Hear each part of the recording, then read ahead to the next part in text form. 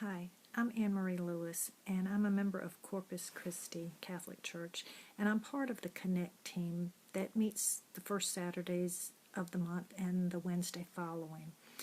Connect is an opportunity to meet with other parishioners and to share a meal, just some casual talk time, and to study a Bible scripture, and then work on some sort of series, like a video series or a Bible study. Right now, we have been studying the second greatest story ever told, which is a story on divine mercy. And it's just really just a hard time right now because we've all been shut down because of COVID-19. We're all in our homes trying to stay home and stay safe. The hardest part of all this is being told we can't go to Mass. That has been the most difficult. It's something that we've taken for granted, being able to go to Mass every day if we want. We just are now not able to do that, and it's just hard to fathom. We're denied the sacraments. We're not able to receive communion or confession, and it's just at a time when we never thought this could ever happen. But here we are with our freedoms taken away. So, where does that leave us? That leaves us with trying to focus on God and be creative. And that's what I'm here today, trying to bring you a little connection with members of your parish. I'd like you to think about Exodus.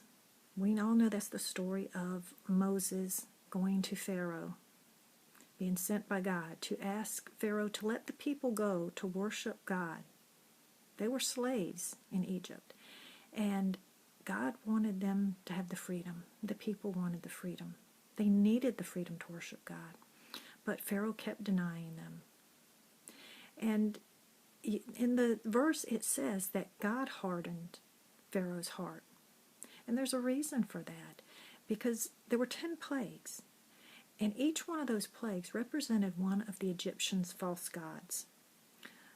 The first being the Nile, the god of the Nile, and the Nile was water, which for them was the way they watered their crops and what they drank. Everyone needs water to live. So God turned this water into blood, and he showed that he was above their God. And he did this with each and every plague. And the 10th plague was the death of the firstborn. And this affected Pharaoh because Pharaoh himself was considered a god, and his firstborn son was killed. So on the night before, God sent the people to slay a lamb and sprinkle the blood on the doorpost, and they would receive the protection from the angel of death as he came around to kill the firstborn. And so it was through this that they were saved. Father Chris Alar, who came to our parish last October and gave us a talk on Divine Mercy, is promoting everyone taking the Divine Mercy image and asking God to bless it and put it above their doorpost or on their door. I have an image here, and it's a beautiful image, and you can bless it. Just ask God to bless it, or you can sprinkle it with holy water if you have.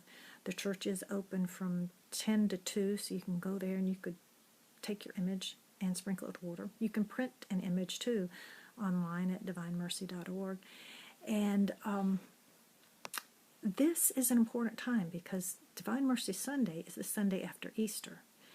And the parish will be having a Divine Mercy Chaplet set at 3 o'clock. And 3 o'clock is the mercy hour, the great hour of mercy. And we can all pray together. That's another way to connect. Going to the church website or the church Facebook and get that link to connect with those others in your parish to pray together. We're at a crossroads right now. It's been almost 4 weeks that we've been denied the sacraments. We haven't been able to go to Mass and receive Jesus.